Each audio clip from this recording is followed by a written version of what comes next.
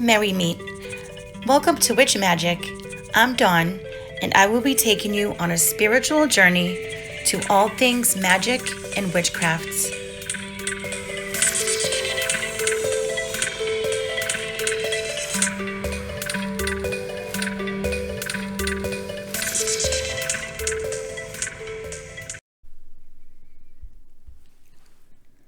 Hello everyone. Welcome to another episode of Witch Magic. So today I want to talk about color correspondences, magical creatures, and witches' familiars.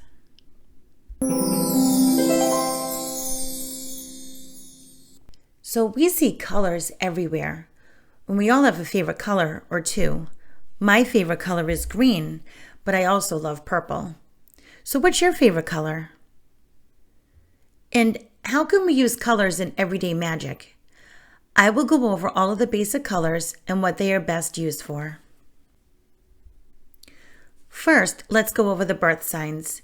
So every sign has a primary color and a secondary color. You should try to use the primary color if you can, but if not, you can use the secondary color and that's fine. And what I mean is that if you were doing a spell for yourself or somebody else, you can burn a candle of the recipient's birth color.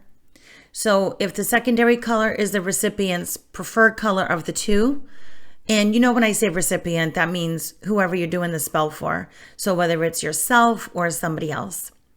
So then you can certainly use the preferred color. So anyway, here are the colors of the zodiac. Aquarius, their primary color is blue. The secondary color is green. Pisces, primary color is white. Secondary is green. Aries, primary is white. Secondary color is pink. Taurus, primary color is red. Secondary color is yellow. Gemini, primary is red. Secondary color is green. Cancer, primary is green, secondary color is brown. Leo, primary color is red, secondary is green. Virgo, primary color is gold, secondary color is black. Libra, primary is black, secondary color is blue. Scorpio, primary color is brown, secondary is black. Sagittarius, primary color is gold, secondary color is red. Capricorn, primary is red, secondary color is brown. So those are the birth sign colors. And like I said, if you want to use the primary color, you can go ahead and do that. But if the recipient, you or the other person, prefers the secondary color, then that is fine too. So there are also colors for the days of the week. And some witches use the days of the week colors and some don't. It's your preference, whatever you want to do. You can even wear the color while doing a spell. So here are the colors of the days of the week. Sunday is yellow. Monday is white. Tuesday is red. Wednesday is purple. Thursday is blue. Friday is green. Saturday is black. So there are also colors for each season, and they are, for spring, it's yellow and violet. For summer, it's red and green. Autumn is blue and orange, and winter is black and white. And there are also colors for the Sabbats to represent each of the witches' Sabbats, and they are, for Samhain, or Samhain, however you want to pronounce it, orange, black, and purple. For Yule, red, green, silver, gold, and white. Imbolc is green, white, and red. Ostara is green, yellow, pink, white, and lavender. For Beltane, that's green and all bright colors. Letha is green, yellow, gold, and red. Lammas is yellow, brown, and gold. And Maybone is gold, orange, brown, red, and dark green. So now we can move on to the colors that work best with certain spells. And you can burn a candle of that color or have something of that color to symbolize your intent. So in other words, you can use like a gemstone or anything that you want. So white is good for purity, sincerity, and truth. Use red for health, love, sex, and strength. Light blue is used for health, patience, tranquility, and understanding. Dark blue can be used for change, depression, and impulses. Use green for affection, beauty, career, change, courage, fairies, fertility, finance, gardening, harmony, healing, herbal, hope, luck, partnership, prosperity, and wellness. You can use gold or yellow for spells in attraction and confidence. Brown is used for focus, friendship, grounding, harvest, nature, security, and strength. Pink is used for breast cancer, calming, compassion, emotions, femininity, friendship, homosexuality, honor, infants, morality, relaxation, self-love, and surgery. Black is used for balance, beginnings, binding, death, debts, divination, protection, rebirth and separation. Purple can be used for ambition, confrontation, courage, desire, fire, health, joy, leadership, motivation, forgiveness, humility, intelligence, memory, spirituality, and wisdom. Orange is used with depression, dominance, kindness, legal matters, mentality, and strength. And let me just say that you can use white candles to represent the god and the goddess on your altar. Plus, if you can't find the color candle of your recipient, whether that's you or someone else you're doing the spell for, white is universal, so you can always use that. And by the way, all these colors that I mentioned are a guideline. You know, it's a good reference tool to at least get you started with some stuff. And when you read different books, you will notice that there might be slight differences in, say, one book's color correspondences as opposed to another book's correspondences. And you can always Google, look online. I do have a color correspondence chart on my Magick website, and I will be posting these on the Facebook group as well. And by the way, just to remind you that you can always go with your gut. Do what resonates with you. If you don't feel comfortable using a certain color for something, like say brown, for instance, it's really hard to find brown candles. Let's be honest. There used to be a shop called Wicks and Sticks. I think that was what it was called. And that used to be my favorite candle shop. And I think they closed down a long time ago. But they had every color candle.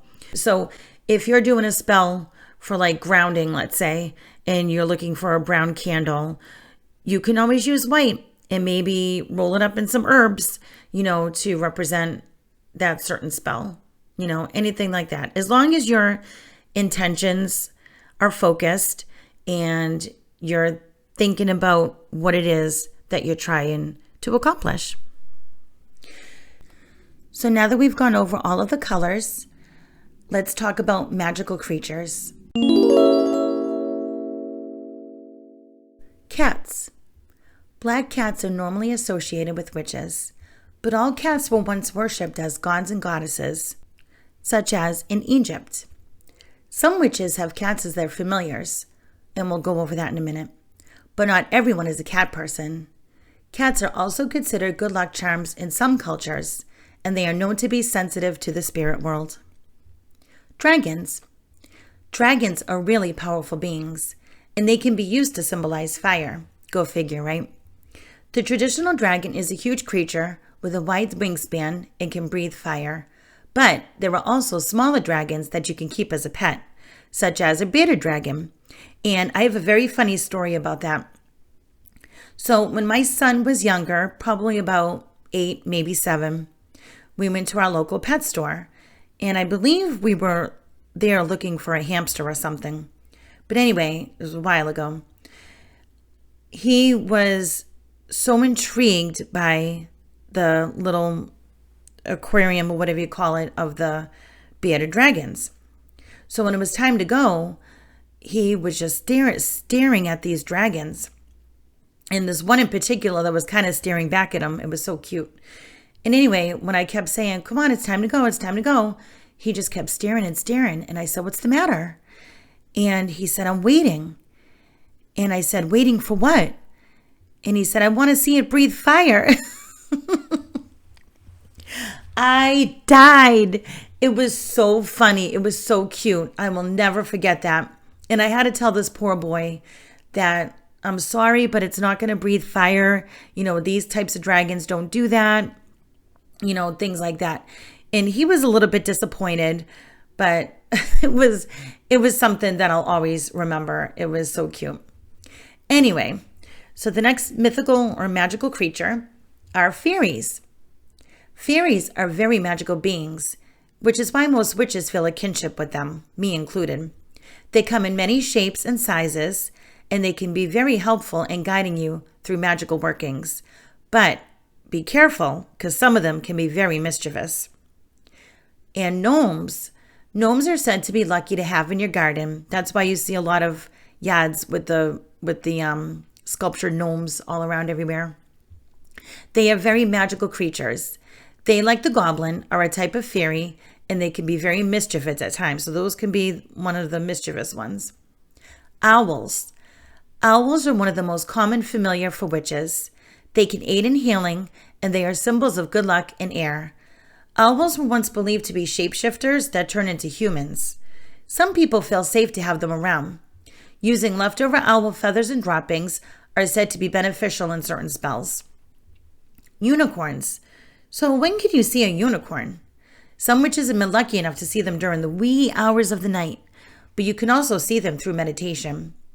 Unicorns are very angelic creatures. So think of what an angel can do for you, the unicorn can do as well. Werewolves. These creatures are humans who turn into vicious monsters during every full moon. We've all seen the movies, right? The hair from a werewolf can aid in some magical workings. But don't worry, you don't have to risk your life to collect it yourself. You can usually get it from your local New Age shop.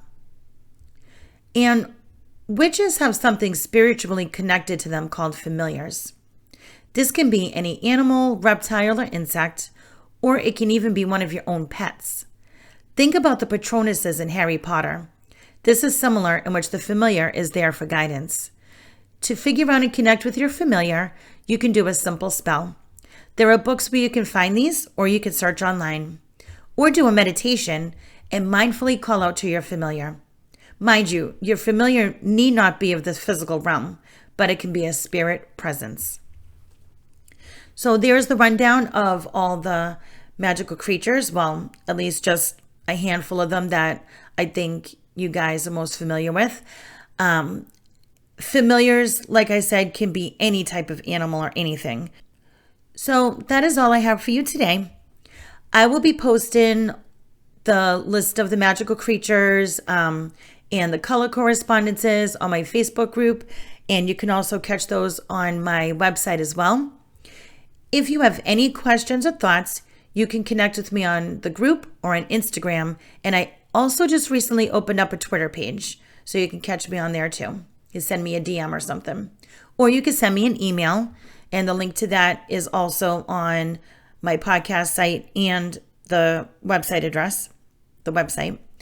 If you want to support this podcast, you can do so by simply giving me a 5-star rating and a review.